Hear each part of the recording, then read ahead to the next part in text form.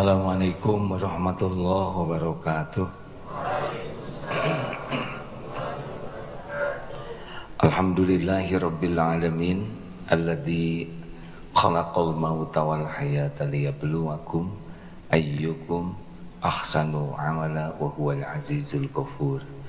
Allahumma shalli ala sayyidina Muhammad wa ala alihi wa ashabihi ajma'in. Ya Allah, berkahi majlis ini. Wahai yang maha menatap, golongkan kami menjadi hamba yang Engkau ridhoi. Allahumma inna nas'aluka ilman nafi'an wa rizqan thayyiban wa amalan mutaqabbalan. Allahumma inna nas'aluka ridhoka wal jannah wa na'udzubika min sakhatika wan nar. Allahumma inna nas'aluka imanan kamilan wa yaqinan shadiqan wa qalban khashi'an wa lisanan zakiran. Ya muqallibal qulub tsabbit qulubana ala dinik. Allahumma musarrifal qulub sarrif qulubana ala ta'atik.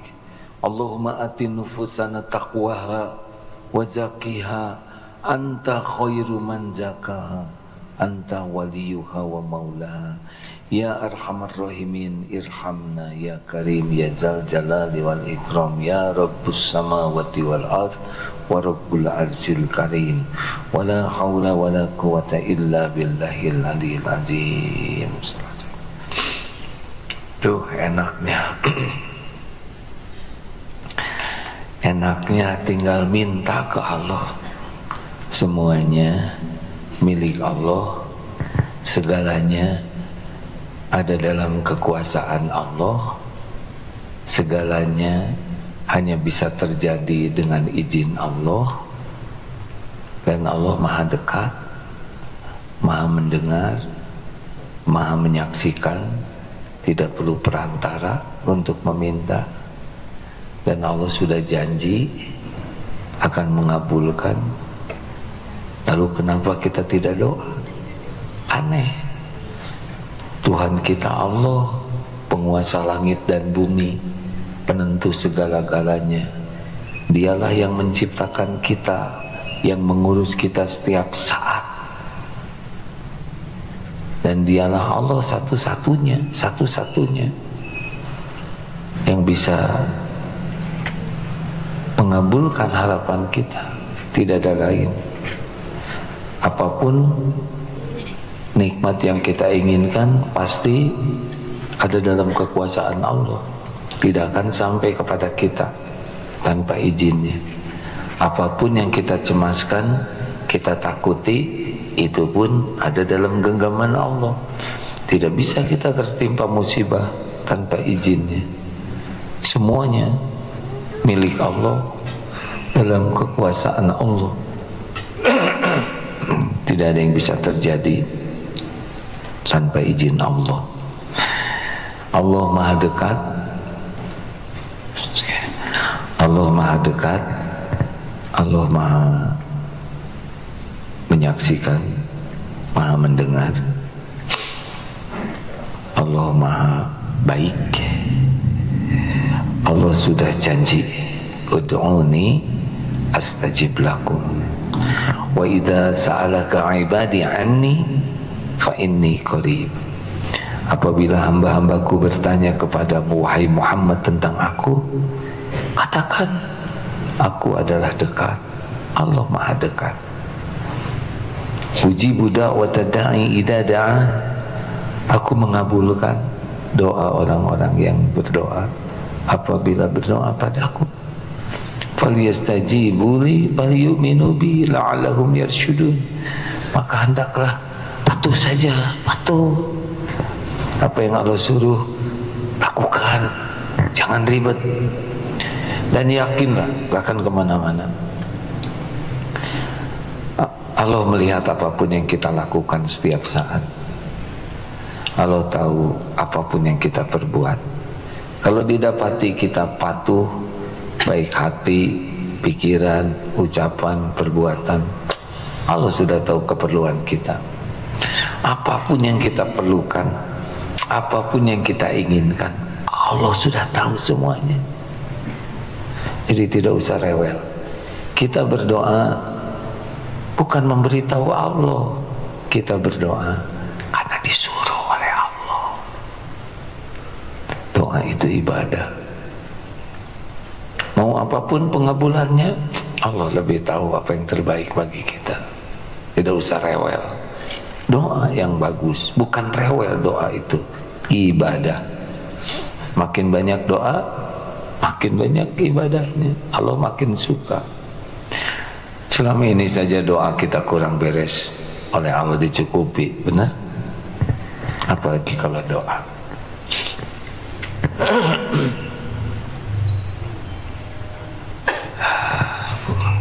Tuh lihat, tuh naik sendiri kan,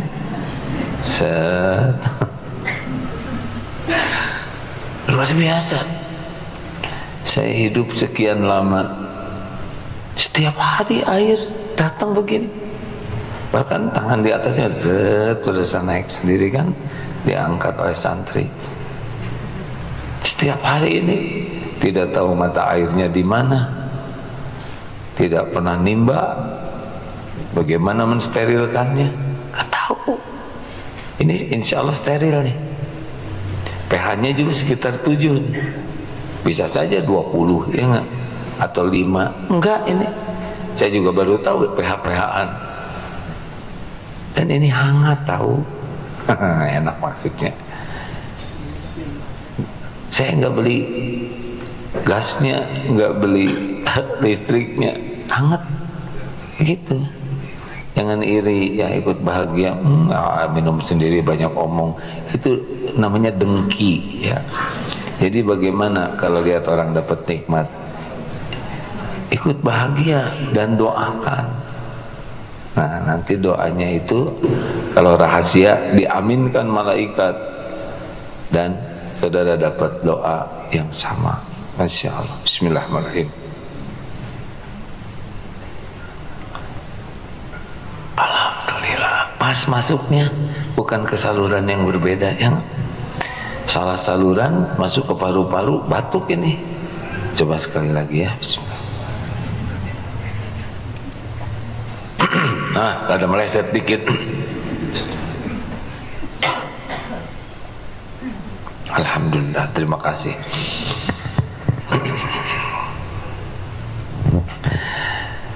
Kali ini kita membahas tentang ilmu pelit. Dari segi nama ya, pelit, koret, kedekut, buntut kasir, cap jahe, merek dehese, bahasa Sunda itu adalah perbuatan yang tidak, yang jelek. Bahkan disebutnya kalau di dalam surat Al-Baqarah 268 itu perbuatan jahat. Wa ya'murukum bil fahsya, setan kan begitu. Asyaitanu ya'idukumul faqra wa ya'murukum bil fahsya. Setan menakut-nakutimu dengan kefakiran dan menyuruhmu berbuat kejahatan, yaitu kikir. Sedangkan Allah, wallahu ya'idukum maghfiratan minhu wa fadla wallahu wasi'un alim. Dan Allah menjanjikan ampunan dan karunia-Nya, dan Allah maha luas karunia-Nya. Al-Baqarah 268. Jadi kenapa kita pelit? Kurang iman. Jadi salah satu alat ukur kita imannya kuat atau tidak adalah pelit atau tidak. Orang-orang yang pelit lebih percaya kepada janji dari setan, bahwa dengan sedekah rezeki akan berkurang, bisa habis, nanti bagaimana, ini saya penting, nanti lusa bagaimana, saya banyak keperluan yang lain. Segala alasan dibisikan supaya kita lupa kepada janji Allah. bahwa orang yang bersedekah itu mana qasad sadaqatun min mal, tidak akan berkurang, tidak akan bisa berkurang. Memang pada waktu mengeluarkan sepertinya berkurang uangnya, ya. Tetapi Allah yang maha melihat sudah janji akan melipat gandakan rezekinya. Jadi penyebab utama pelit adalah apa? Kurang iman. Akibat kurang iman jadi kurang amal. Orang yang kurang iman pasti tidak akan tenang. Maaf, kurang iman pasti kurang tenang. Allah sudah menjanjikan di dalam surat Saba ayat 39, apa saja yang kamu nafkahkan Allah pasti menggantinya. Kalau sabda Rasulullah SAW, mana qasad sadaqatun min mal, tidak akan berkurang harta dengan sedekah. Gini hadirin ya, Allah Subhanahu wa ta'ala pemilik semua rezeki.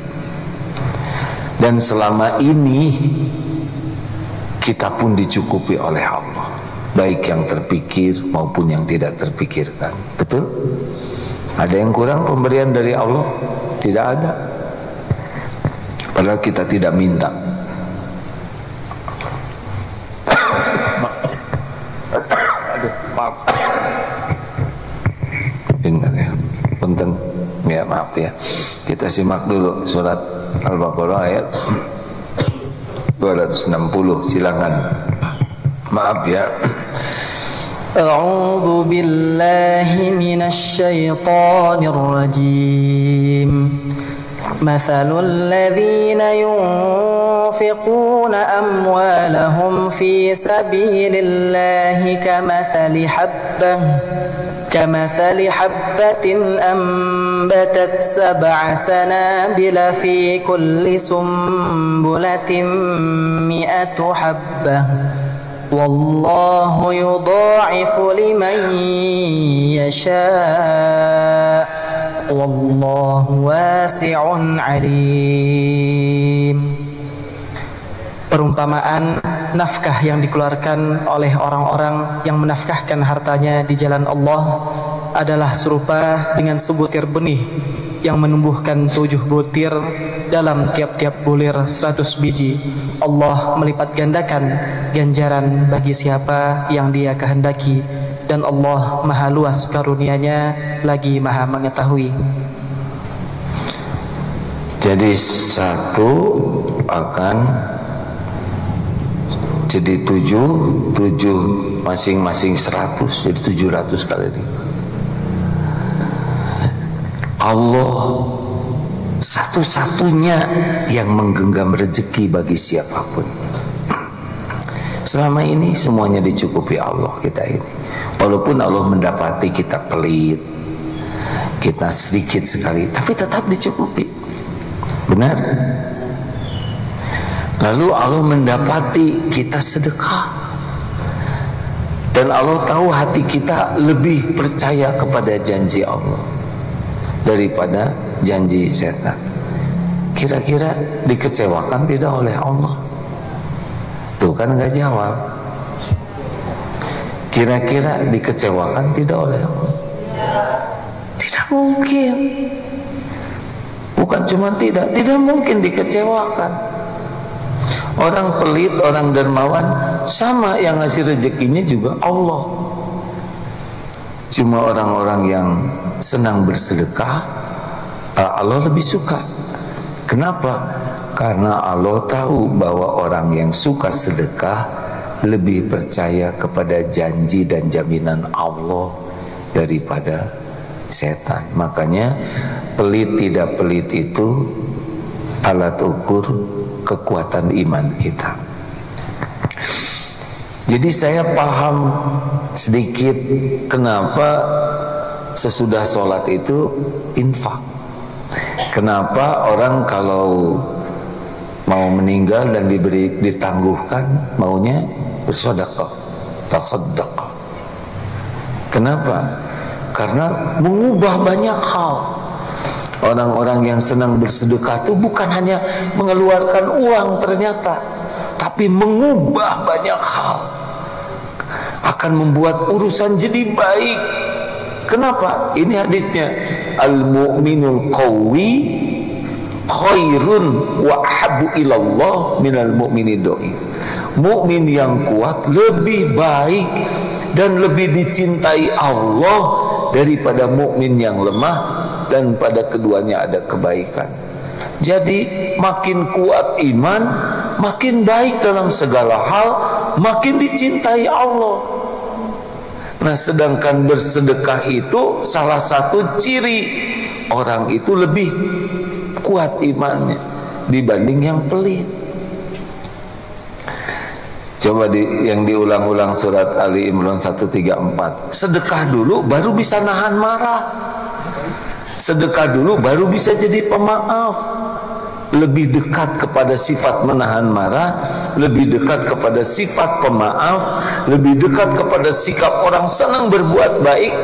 Awalnya alladzina yunfikuna fis-sarra'i wad-dharra, senang berinfak dalam lapang dan sempit. Jadi jangan membayangkan kita baru infak kalau banyak uang. Salah. Kita ini berinfak tiap ada kesempatan.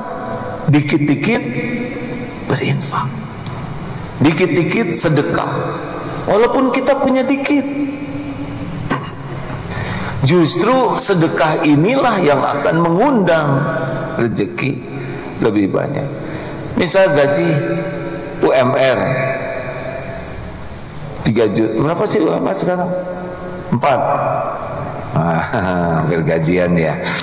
Sudah, nggak usah banyak komentar. Astagfirullahaladzim. Gaji 4 juta, bayar kontrakan, bayar listrik, belum lagi buat makan, buat bayar cicilan. Kalau ngandalkan gaji, sepertinya nggak cukup. Dan berapa banyak yang tidak jelas gajinya? Tahu gaji lemak. Berapa banyak di antara kita yang belum bergaji? Ini wajah-wajah belum gajian ya, karena baru tamat. Tapi hidup. Berapa banyak yang gajinya kecil, bahkan tidak jelas gajinya, tetap ada rezekinya. Karena rezeki dari Allah tidak diukur oleh gaji, sesuka Allah saja. Sebagian lewat gaji, sebagian nanti tiba-tiba Allah gerakan orang ngasih. Ini kita kontrakan agak berat, tiba-tiba nanti ada yang udah aja pakai rumah saya, pindah pakai rumahnya. Kemudian anaknya dikasih beasiswa. Itu kan semua rezeki dari Allah. Ini pada sakit dia enggak, jadi enggak keluar uang. Mau naik ke kantor, ada motor teman yang hey sing kuat ya jalan kakinya, dia pergi. Tiba-tiba dia pergi, dia ridho, ya Allah saya ridho. Barulah dari belakang datang mobil, dia naik angkot. Begitulah hadirin sekalian. Jadi Allah ngatur dan tidak harus kepikir. Dengar hadirin, tidak harus kepikir rezeki itu, tidak harus. Lah kalau semuanya kepikir gimana waktu kita janin? Boro-boro mikir, otaknya juga belum jadi, rezekinya udah ada. Tahu nggak ketika satu sel telur dengan sperma ketemu tuh sel dengan sel, itu tuh udah ada rezekinya, ada energinya di sana.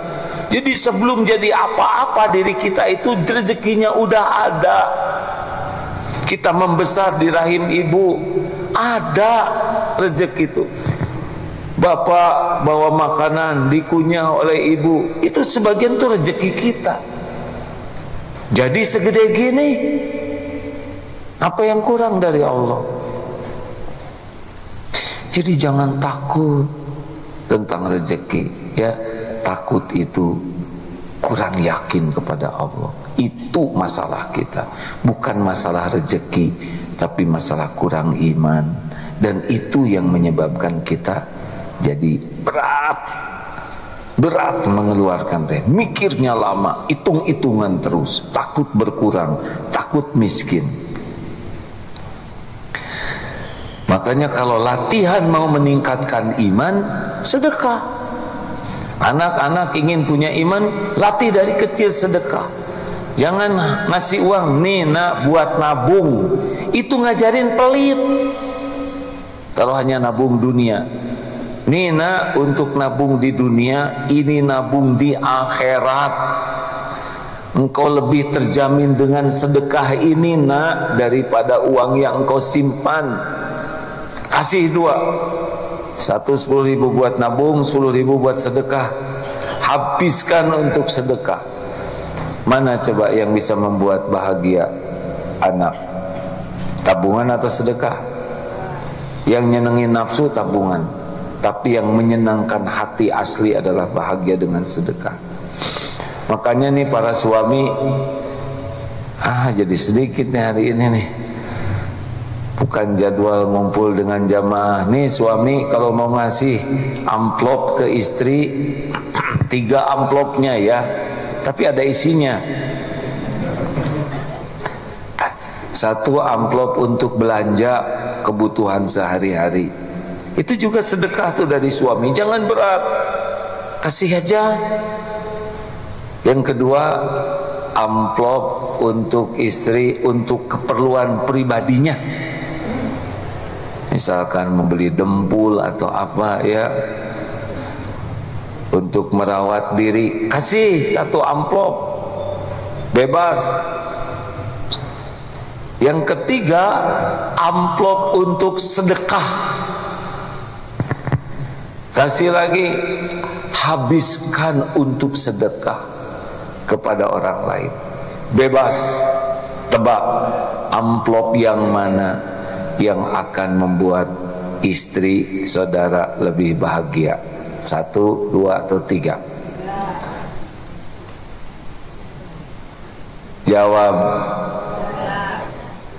Belum punya suami berarti ya. Ibu 3 karena belum nyobain dikasih amplop. Biasanya ibu-ibu menyebut amplop yang kedua karena bisa belanja. Padahal amplop kedua itulah yang bisa membuat ibu-ibu terada sengsara. Kenapa? Karena ribet dengan keinginannya. Jadi sering browsing terus, belanja online terus sampai waktu tahajud juga bisa hilang. Terus ngajinya kepotong.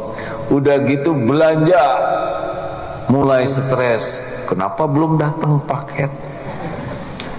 Penantian adalah penderitaan.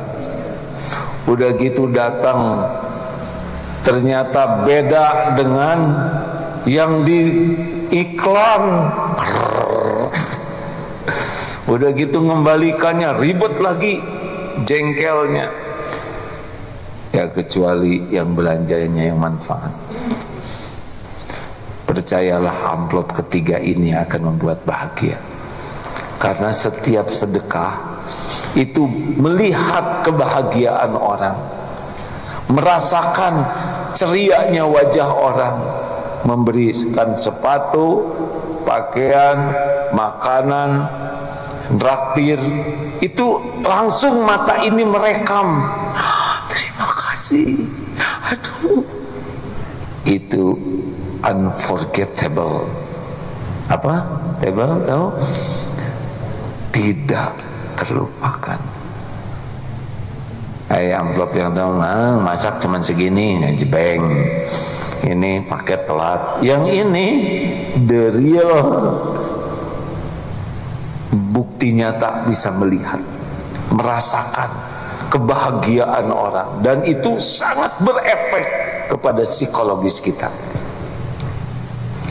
Kita lihat orang bahagia, senang, dan kita lihat dia bahagia lewat kita, lebih senang. Ya kan, kita lihat orang bahagia ikut senang, betul tidak? Tapi kalau dia bahagia lewat kita, itu kita senang luar biasa. Nah, kalau istri senang begitu, itu akan berimbas ke rumah, ke suaminya juga, ke anak-anak, ke suasana rumah. Makanya sebaik-baik sedekah itu di rumah.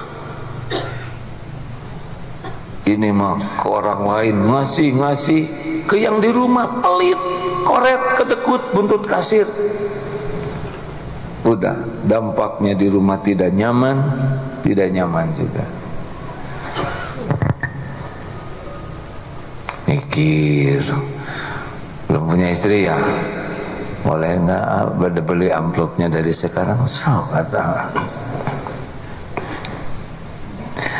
Jadi kalau ingin melatih iman makin kuat, latih dari sedekah. Sedekah yang paling utama kepada keluarga yang paling dekat. Waktunya pagi, sebelum subuh, sesudah subuh. Tapi bagi yang ingin meningkat, tiap waktu. Jangan hanya sedekah subuh saja, karena ada sedekahnya Jumat aja. Waktunya ada cuman subuh dan Jumat. Enggak, tingkatkan kita ya. Tiap ada kesempatan sedekah, harinya, tiap hari. Jumlahnya dilatih, disesuaikan saja. Jangan emosional yang membuat saudara kapok. Jangan ya, terus bertahap, tidak apa-apa ya, sedikit-sedikit dulu. 100 juta, 1 miliar ya. Habis kalau saya ngomong 1000, 2000, yang tadinya sedekah 100.000 jadi 1000. Sesuaikan. Karena yang penting bukan nominal, tapi persentase. Ini sudah sering dibahas ya. Mana yang besar, sedekah 1 juta atau 10.000?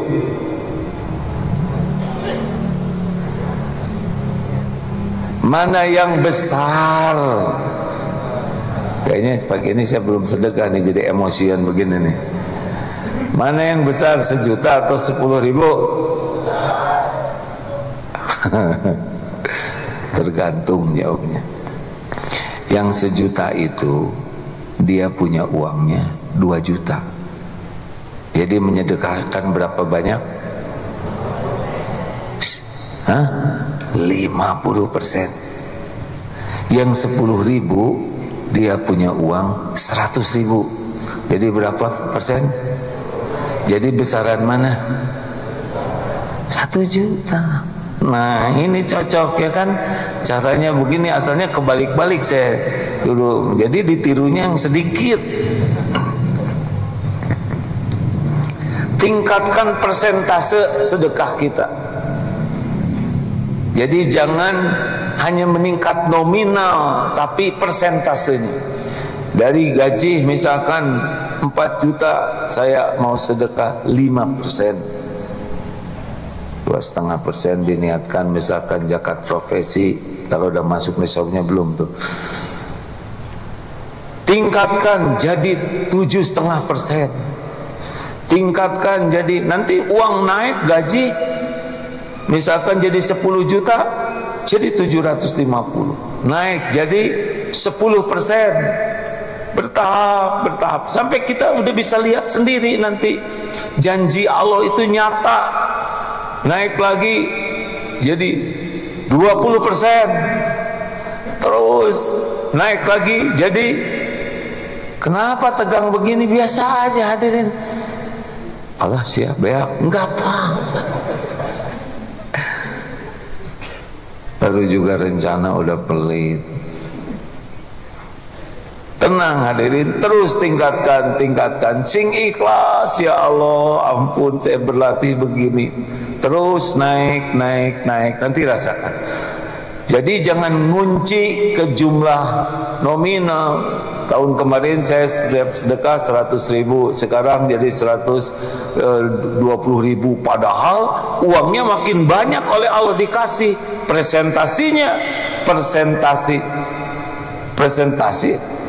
Persentasenya jadi menurun, artinya makin pelit. Makanya hati-hati kalau uang dikasih lebih banyak oleh Allah, dia memang nominalnya membesar, tapi tidak sebanding dengan tingkat rezeki yang Allah berikan. Dia landai begini, berarti kita masih dermawan dulu waktu belum punya uang banyak. Karena memang kalau uang makin banyak, kecenderungannya setan juga makin gigih. Tahu apa yang setan bisikan kalau kita punya uang makin banyak? Tidak mau bayar zakat mal.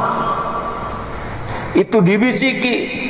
Kalaupun bayarnya kurang dari semestinya, kita nanya ke orang yang enggak berilmu, dia pegang terus itu. Udah petaka itu.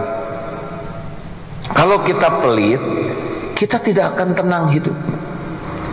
Kenapa tidak tenang? Tebak, kenapa tidak tenang? Kita tidak akan nyaman hidup kita kalau kita pelit. Tebak, kenapa? Karena Allah yang bikin hati kita tidak tenang. Kan yang membulak-balik hati adalah Allah. Allah tahu nih kita pelit, kebanyakan mikir, lebih percaya kepada tipu daya setan, lebih percaya kepada bisikan si itu yang ngebisikin berkurang uangnya, nanti habis, nanti nggak ada lagi, besok gimana dong. Terus aja dia nggak mikir apa yang sudah Allah berikan sepanjang hidup ini. Di balik mikirnya bukan bagaimana besok, apa yang sudah Allah berikan selama ini. Makanya kalau mau yakin ke Allah, mikirnya adalah mikir apa yang sudah Allah berikan kepada kita selama ini. Coba kita kebalik-balik, takut nggak kebagian ke depan. Nanti ini gimana, nanti anak gimana, kontrakan gimana, cicilan gimana. Sibuk, nggak lihat dia apa yang udah Allah bayar selama ini. Siap hadirin sekalian? Ini penting. Kita kan mau kuat iman, kita udah ngaji, kita udah sholat tahajud, tapi kenapa belum nendang? Ini dia, kita masih lebih lengket dengan janji asyaiton daripada jaminan Allah. Kita lebih sibuk dengan mikirkan takut miskin daripada berterima kasih atas limpahan karunia yang tiada bertepi. Banyak.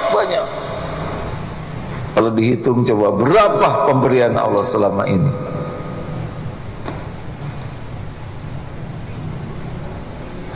Kayaknya ceramah ini kurang begitu ini ya. Sudah kurang begitu. Siapa sedekah wae ya.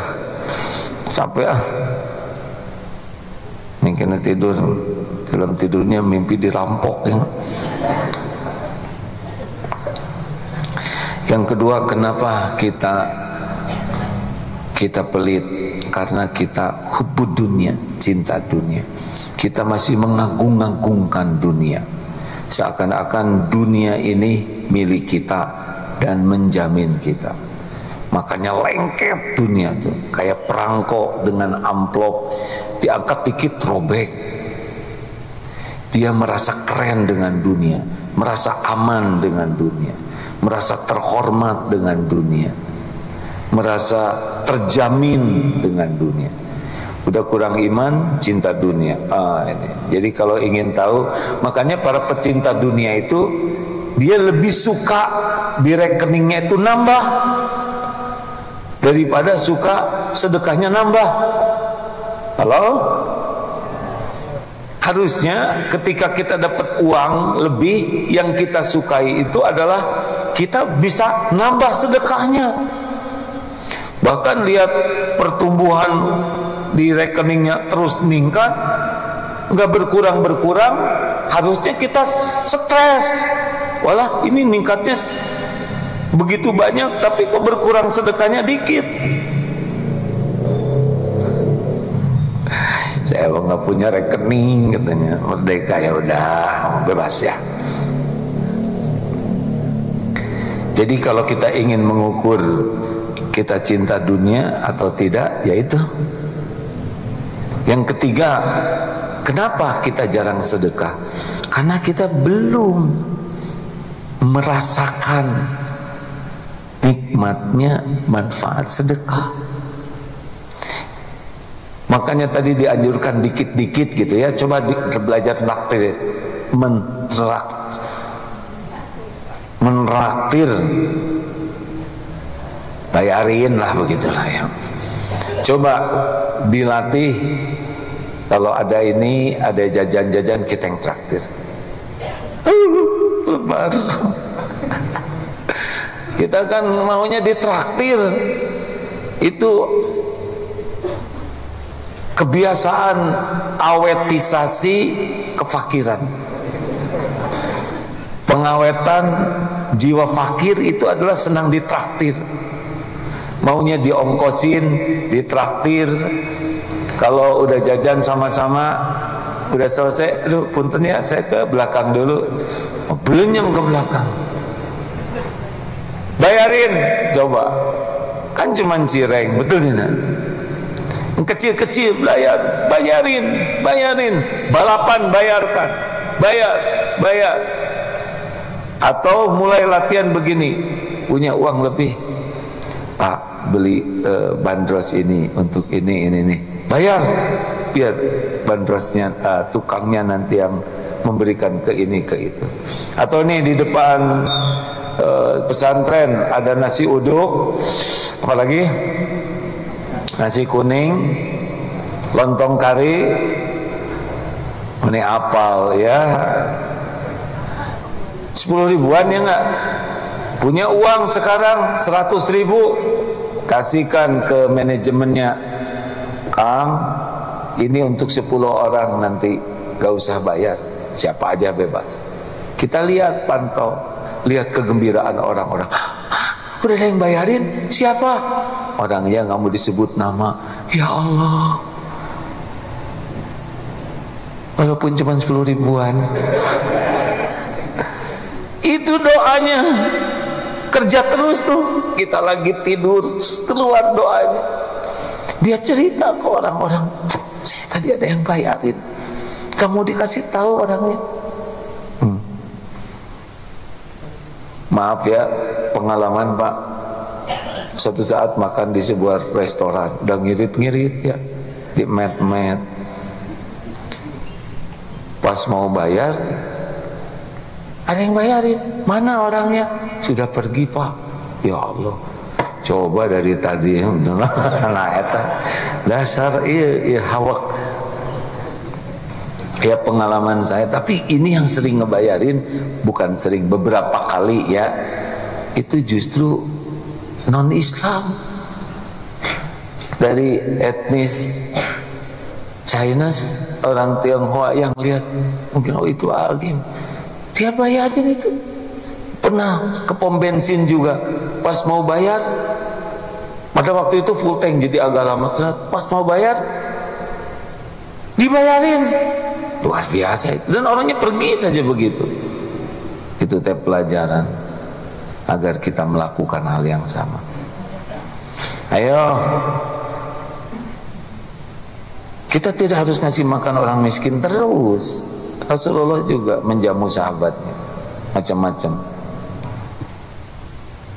Nanti makin kita merasakan nikmatnya sedekah, itu nagih. Lihat orang bahagia. Misalnya kita ada ini, seseorang ibu-ibu membelikan sendal atau sepatu ke yang ojek gitu ya. Tiap sepatu itu dipakai kelihatan bahagia ya kan. Siapa lagi ya, itu kok jaket yang ojek itu sudah pada lusuh, udah pada robek-robek, sebagian sudah. Jadi ingin belikan jaketnya, meningkat kebahagiaannya tuh. Misalkan traktir makan, mereka pada senang. Wah, kalau makanan ini standar, mungkin senang kalau mereka diberikan es krim. Itu wajah orang bahagia, orang berterima kasih. Nuhun, terima kasih. Itu benar-benar energi positif yang membuat kita bahagia. Dan itu akan membuat kita lebih lagi ingin bersedekah. Dan Allahnya juga ngasih nanti rezekinya. Tahu yang jangan itu apa? Yang jangan itu seperti ini, pembagian amplop kepada kaum duafa RT 1. Kepada fakir miskin RT 1 silahkan tampil ke panggung, antri naik. Inilah duafa RT 1. Itu zalim luar biasa. Kasih amplop isinya 5.000, ongkos ke panggung itu aja 20.000, tekor. Dan dia juga yang ngebagiin amplop tuh nggak ngasih, karena itu hasil ngumpulin dari jamaah, tapi yang dipotret dan yang ditayangkan dia. Allah tahu itu. Nomor selanjutnya, lanjutkan jangan ini. Apa yang membuat orang kurang sedekah? Dia punya pengalaman hidup yang memang dari dulu serba susah. Jadi dapat uang dikit lebar. Paham? Pernah nggak punya apa-apa. Jadi kalau punya tuh tengkep. Takut pengalaman dulu terjadi. Padahal bagi orang yang beriman, ya dulu memang episodenya begitu. Sekarang kalau syukur pasti ditambah. Tidak boleh jadi alasan. Tidak boleh jadi alasan. Yang kelima, lingkungan hedon. Jadi karena teman-temannya pamer tas, pamer sepatu, pamer pakaian bagus, pamer barang-barang mahal, akibatnya uang dia fokusnya untuk pahedonan, terhedon-hedon. Jadi dia fokusnya mengumpulkan uang itu adalah untuk menyesuaikan diri lingkungan versi dia, supaya kelihatan keren, gaya, kaya, bela-belain ngutang demi gaya. Oh, ini kehidupan stres ini. Kehidupan stres. Ngutang itu penderitaan. Dunia jadi sempit, gampang bohong, gampang ingkar janji. Dan dunianya tidak akan bahagia kalau hutang konsumtif, ya, hanya untuk cari penilaian makhluk. Hati-hati, salah gaul bisa membuat kita pelit. Tapi kalau gaulnya dengan orang-orang dermawan, rebutan itu, ya. Lihat itu di medsos di Timur Tengah tuh, kalau traktir rebutan, seneng lihatnya, saking ingin bayarnya, dan ada duitnya, ya. Nah, rebutan juga pas paling depan, bayar apa? Bayar dengan doa. Apalagi orang-orang yang susah sedekah adalah yang egois, yang hidupnya hanya orientasinya diri. Itulah sebabnya, ya, para pemarah, orang yang tidak mau memaafkan, orang yang tidak berbuat baik, itu ke dalam diri saja. Dia lebih mementingkan pikirannya sendiri. Orang-orang tuh kok nggak memperhatikan saya, orang-orang tidak peduli kepada saya, dia tidak memahami saya, dia tidak mengerti penderitaan saya pelit keluarnya. Karena orang-orang yang selalu ego memikirkan diri, dia nggak akan mau mengeluarkan uangnya. Kang, ada nggak? Saya lapar. Saya juga lapar. Terus begitu. Saya boleh pinjam buat kontrakan. Bulan depan juga saya mau bayar kontrakan. Padahal sebetulnya cukup, tapi ada aja alasan yang membuat dirinya itu lebih berhak untuk diperhatikan, ditolong. Yang ke-7, emang tidak terdidik untuk jadi dermawan. Ini ada di keluarganya, keluarga pelit. Bapaknya pelit, ibunya pelit, anak-anaknya koret, kedekut, Kalau keluarga ini tidak menjadikan kedermawanan sebagai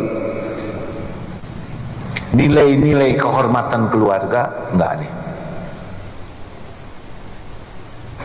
Jadi memang harus ditanamkan dari kecil untuk menikmati hidup bermanfaat. Teng. Ada pertanyaan, silakan. Assalamualaikum, AA. Bagaimana kalau kita sedekah untuk diri sendiri? Apakah itu termasuk pelit dan egois? Boleh juga itu. Apa 100.000 nih. Gimana tekniknya, Pip? Ajarin, Pip.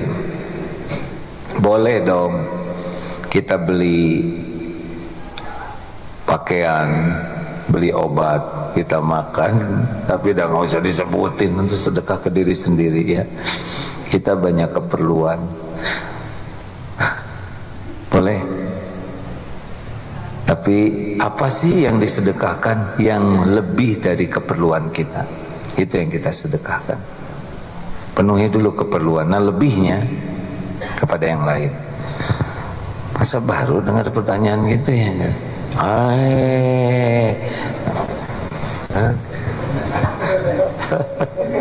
Ayah wae. Silakan. Tapi pertanyaan itu baik loh. Kalau tidak tahu kan jangan pelit sama orang tua. Gak boleh hitung-hitungan. Baru juga kita beli HP, kata ibu tuh, "Ih nak, HP-nya bagus." Ibu senang. Iya dong. Kasih. Bu, ini saya serahkan ke ibu. Jangan lupa ya bu. Lupa apa nak? Ini cicilannya 24 bulan. Ngejebak maneh ya. Baru saya bayar 1 bulan, sok dinikmati oleh ibu ya. Jangan pelit ke orang tua. Jangan. Harta kita harta orang tua. Jebet-jebet saja hadirin. Ya, lanjut. Assalamualaikum, AA. Kepada siapa yang paling utama untuk bersedekah, AA? Ya, yang terdekat dulu, orang tua, istri, anak. Jangan ngasih zakat ke orang tua ya, karena itu beda kaplingnya. Penuhi keluarga dengan baik sampai batas yang wajar. Sudah itu ada sanak saudara, ada tetangga dekat, ada tahapan-tahapannya. Tetapi jangan lupa ke sanak saudara, ke teman orang tua, saudara dari orang tua, karena itu termasuk bakti ke orang tua. Jangan sampai kita ke orang yang baru dikenal buru-buruan, tapi justru ke orang yang sudah benar-benar diamanahkan Allah kepada kita. Nah, kalau ke saudara kita sedekah, maka kita sudah menyambungkan silaturahim juga. Selain sedekah, silaturahim jadi baik. Juga kepada orang-orang yang memang sangat darurat, memerlukan, itu juga prioritas. Supaya tidak pelit begini, gimana kalau kita yang ditakdirkan seperti itu? Dan mudah hadirin, sekarang kita punya, dibuat oleh Allah kebalik, kita jadi yang berharap, mudah sekali. Sangat mudah. Dari yang segala melimpah menjadi segala kekurangan itu sekejap bisa terjadi. Subhanakallahumma bihamdik, asyhadu alla ilaha illa anta, astaghfiruka wa atubu ilaik. Assalamualaikum warahmatullahi wabarakatuh.